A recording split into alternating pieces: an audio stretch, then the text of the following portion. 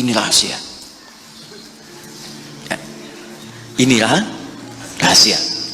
Makanya diturunkan role modelnya untuk kita ikuti. Dari mulai bacaan zikirnya, doa-doanya, cara menyikapinya, sampai juga diberikan oleh Allah jalan untuk menyelesaikannya. Ada.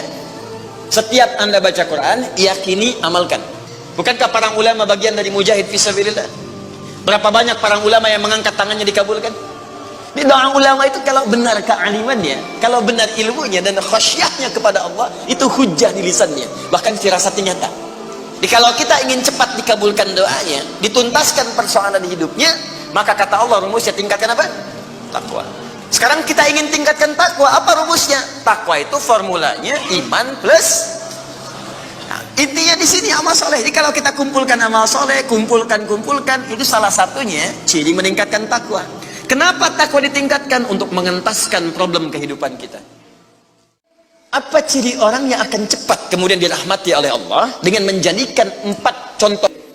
Nabi, siddiqin, syuhada, satu lagi solihin, orang yang mengumpulkan amal soleh. Ingat, semua bapak ibu sekalian, ingat kalimat ini.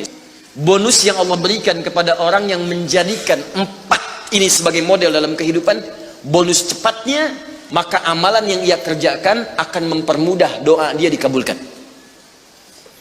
Nabi banyak dikisahkan dalam Al-Quran, mulai dari kehidupan Nabi Adam, ya bagaimana memulai hidup di tempat baru. Kalau diturunkan tuh indah Pak Bu. Anda baru berumah tangga atau baru pindah komplek, pindah daerah, bagaimana memulai hidup di tempat itu? Bukankah diturunkan kisah Nabi Adam dalam membina awal rumah tangga di situ? Ya, kemudian memanage keluarganya. Kalau ada perselisihan bagaimana diselesaikannya? Kalau ada kekurangan bagaimana melengkapinya? Mulai kemudian ke masa Nabi Nuh alaihissalam, yang satu taat, yang lainnya kemudian mulai menyimpang, bagaimana mendakwahi mereka? Ada. Mulai ke masa Nabi Ibrahim alaihissalam, mulai ke masa Nabi Musa, ke masa Nabi Daud, Sulaiman, sampai dengan ke Isa. Kemudian diselingi dengan kisah Nabi Ayub alaihissalam ketika merasakan sakit, disempurnakan dengan kisahnya Nabi Yunus alaihissalam ketika dijahili di lingkungan pekerjaan. Kemudian juga ditambahkan dengan kisah Nabi Zakaria ketika berumah tangga belum dapat keturunan. Ada semua kan? Siapa yang nggak pernah sakit di sini? Pasti sakit. Bukankah ada yang sudah berkeluarga belum ada keturunan? Pasti ada. Bukankah ada orang yang kemudian berbisnis ada banyak saingan yang kadang melukai? Pasti ada. Makanya diturunkan role modelnya untuk kita ikuti. Dari mulai bacaan zikirnya, doa-doanya, cara menyikapinya, sampai juga diberikan oleh Allah jalan untuk menyelesaikannya. Ada. Dan yang paling indah, semua aktivitas nabi-nabi itu semuanya dikumpulkan oleh Allah, kepribadiannya, keteladanannya pada satu orang nabi saja, Nabi Muhammad sallallahu alaihi wasallam. Sedikit itu sederhana. Setiap Anda baca Quran, yakini, amalkan. Sedikit tuh. Misal, saya mau baca dulu nih. Saya pengen jadi orang ikhlas, baca Al-Ikhlas. Misal, Qul huwallahu ahad, Allahus samad, lam yalid walam yakul lahu. Lihat terjemahannya, lihat keterangannya, yakini itu, jangan ragu. Dan praktekkan dalam hidup. Qul huwallahu ahad, katakan hanya Allah yang esa. Sudah, berarti jangan katakan yang lain-lain. Komit dengan tauhid itu. Komit dengan keislaman kita. Jaga betul dengan baik. Allahus samad, Allah tempat bergantung. Serahkan semua urusan kepada Allah. Ada masalah, minta sama Allah, berdoa. Sakit, berdoa sama Allah. Punya persoalan, gantungkan diri kepada Allah. Ikhtiar. Itu ketika kita amalkan seperti itu, baru begitu saja, itu langsung turun sebuah keterangan dari Nabi sallallahu alaihi wasallam. Jika Anda mampu mengamalkan satu surah ini saja, ini rahasia. Ya. Inilah rahasia. Ada seorang sahabat, hadisnya sahih, dikutip kemudian oleh Sayyid Qutb juga dalam kitabnya Al-Aqaidah Al-Islamiyah.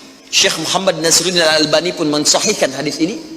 Ketika Nabi selesai kemudian menunaikan salat, terdengar seseorang berdoa. Perhatikan doanya. Doanya menggunakan pembuka surat Al-Ikhlas. Saking yakinnya Siddiq dengan ayat ini, dan dia mengamalkan kandungan isi surahnya, dia membuka doanya dengan surah ini. Saking yakinnya dengan surah ini. Perhatikan kalimatnya.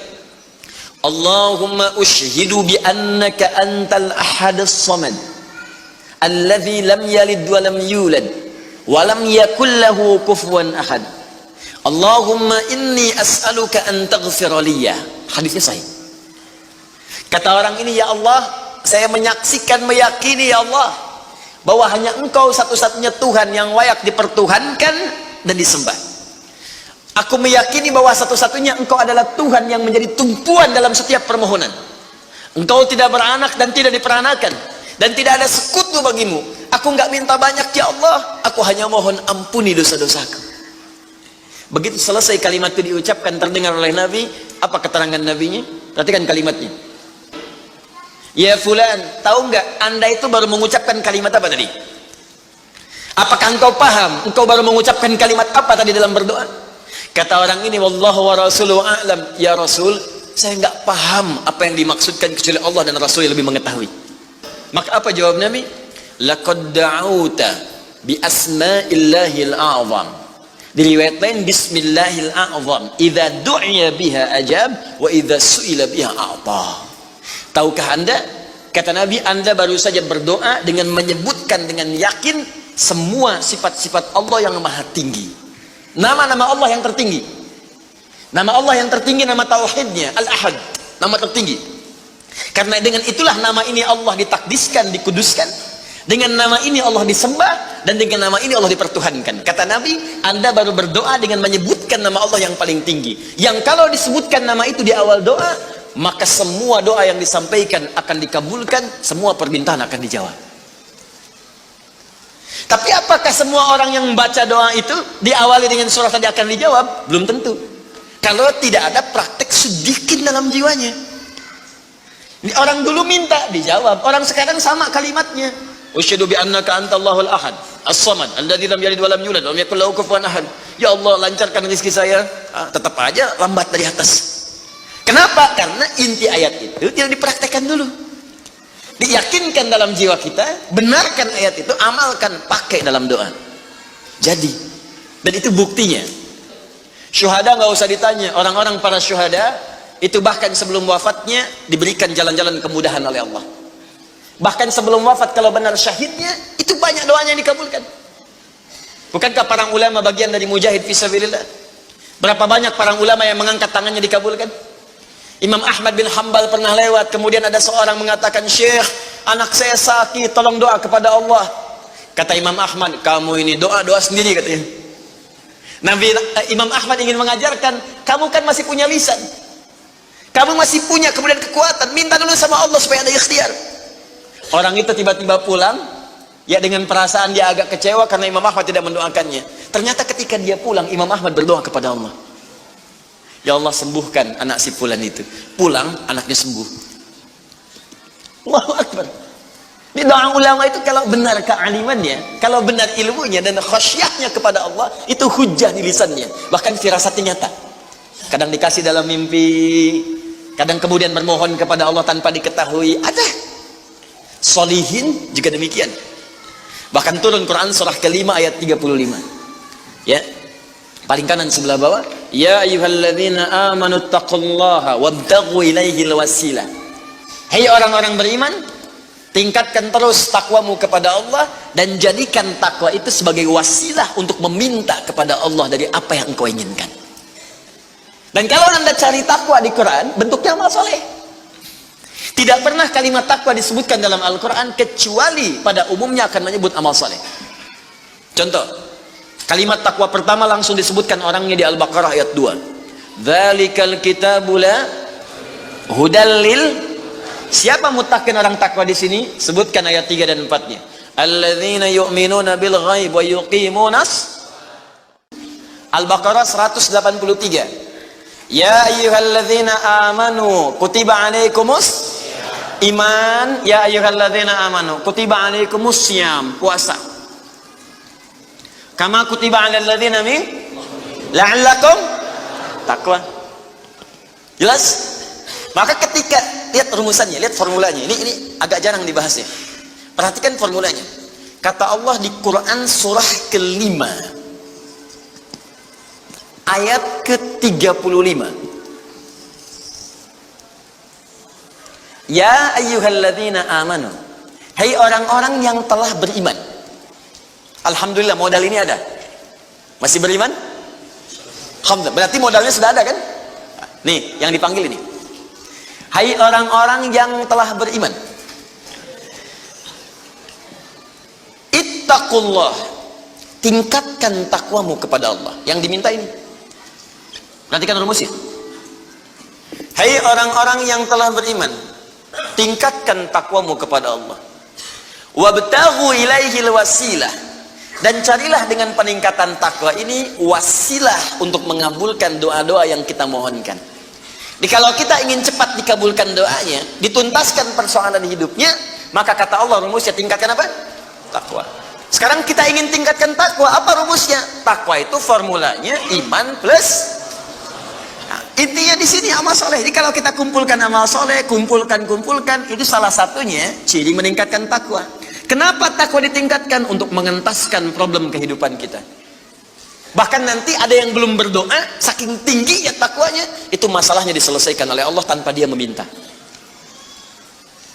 Dalilnya Ustaz, Quran surah ke-65 di akhir ayat kedua.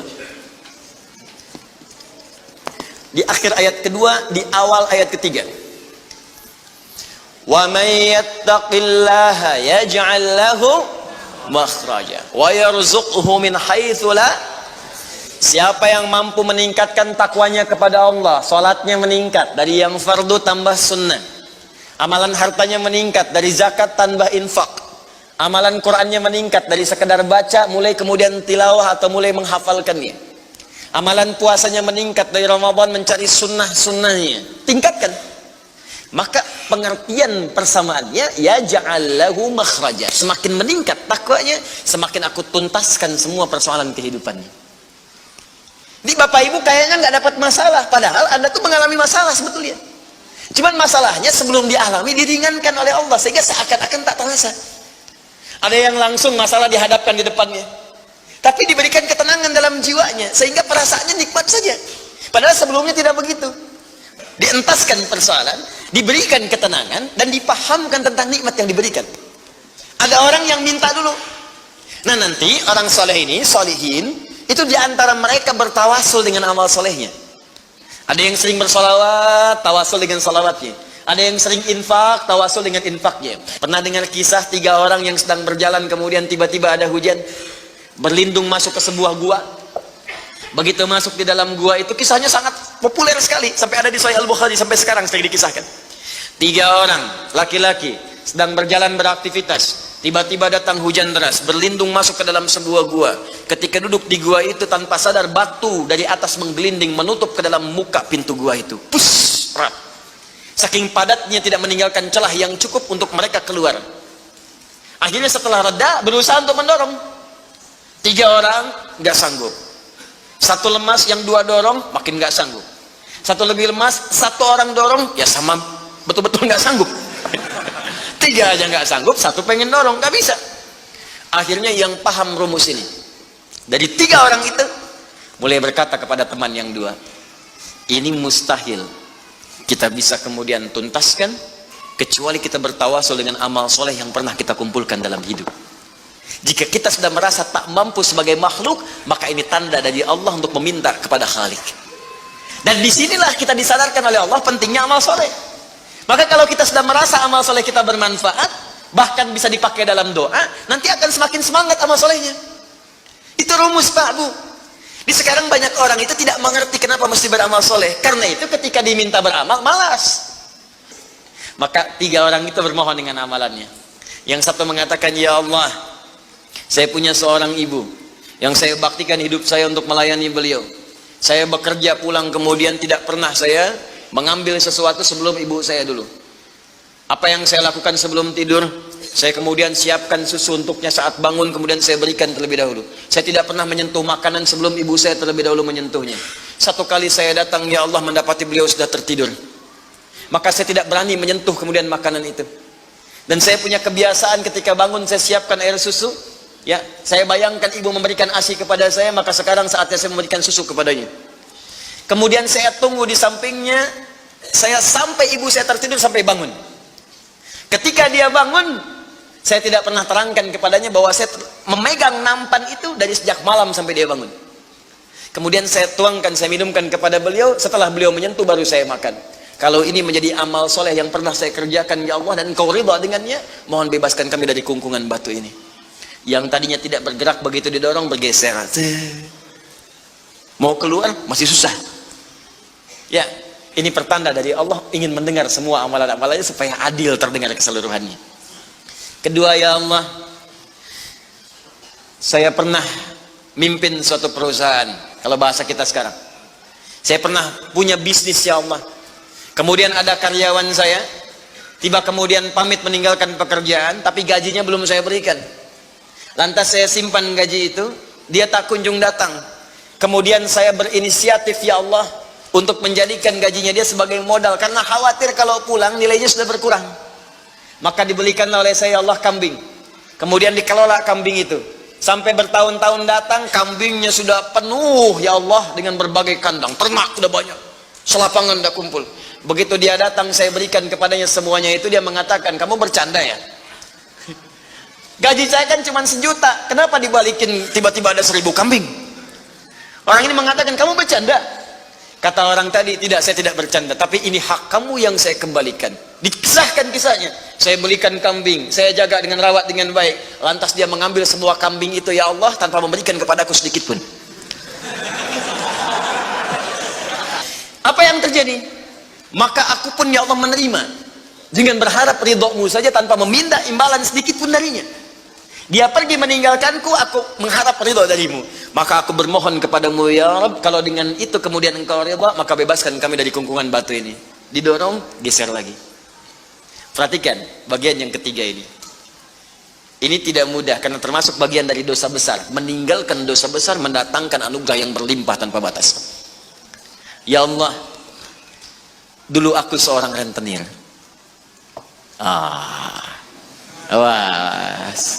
Banyak sekarang nih, ya, yang benjol-benjol, yang catat-catat. Dulu aku seorang rentenir, ya. Kemudian ya Allah, aku pinjamkan kepada orang-orang untuk mengambil bunga yang berlipat dan lebih banyak. Tapi aku mencintai seorang putri dari pamanku. Setiap aku lamar dia selalu menolak. Putrinya itu orang soleh Pak, Bu, baik. Makanya di Quran jelas orang soleh nggak akan dipertemukan dengan yang kurang baik. Tapi jangan pesimis dulu. Caranya jadi orang baik dulu, nanti akan diarahkan pada yang baik. Datang sendiri nanti. Ya. Maka apa yang terjadi? Satu saat aku punya kesempatan karena pamannya ternyata butuh modal, aku pinjamkan. Lama dia kemudian tidak bayar-bayar sampai menggelinding hutangnya begitu banyak terkumpul. Datanglah kemudian anak gadisnya kepadaku untuk minta keringanan. Maka aku katakan kepadanya, malam ini pun hutang bapakmu aku akan lunasi seluruhnya tanpa kecuali kalau malam ini engkau mau bergaul denganku.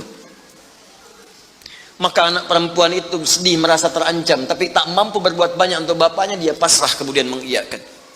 Di malam itulah sejak aku siap-siap untuk menggaulinya, tiba-tiba si gadis itu dengan fitrah lisannya mengatakan, nih kalau orang nggak pernah maksiat, ini kalimatnya itu tinggi sekali, besar, pengaruhnya banyak.